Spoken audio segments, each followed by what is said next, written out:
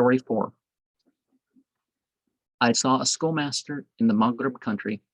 It was sour-faced, of uncouth speech, ill-humored, troublesome to the people, of a beggarly nature, and without self-restraint, so that the very sight of him disgusted the Muslimin, and, when reading the Quran, he distressed the hearts of the people.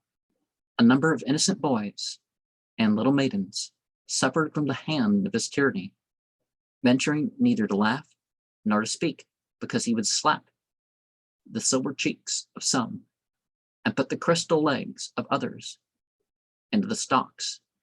In short, I heard that when his behavior had attained some notoriety, he was expelled from the school and another installed as corrector,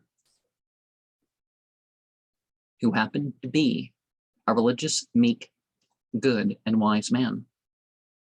He spoke only when necessary and found no occasion to deal harshly with anyone, so that the children lost the fear they had entertained for their first master, and taking advantage of the angelic manners of the second, they acted like demons towards each other, and, trusting in his gentleness, neglected their studies, spending most of their time in play, and breaking on the heads of each other the tablets of their unfinished tasks. If the schoolmaster happens to be lenient, the children will play leapfrog in the bazaar. 2 weeks afterwards, I happened to pass near that same mosque, where I again saw the first master, whom the people had made glad by reconciliation and had reinstalled in his post. I was displeased, exclaimed La Hawla, and asked why they had again made Iblis, the teacher of angels, an old man experienced in the world, who had heard me, smiled and said, "Hast thou not heard the maxim?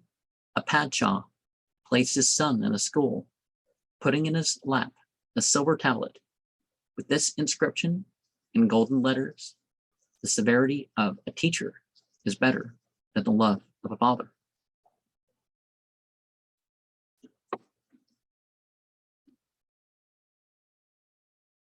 But notice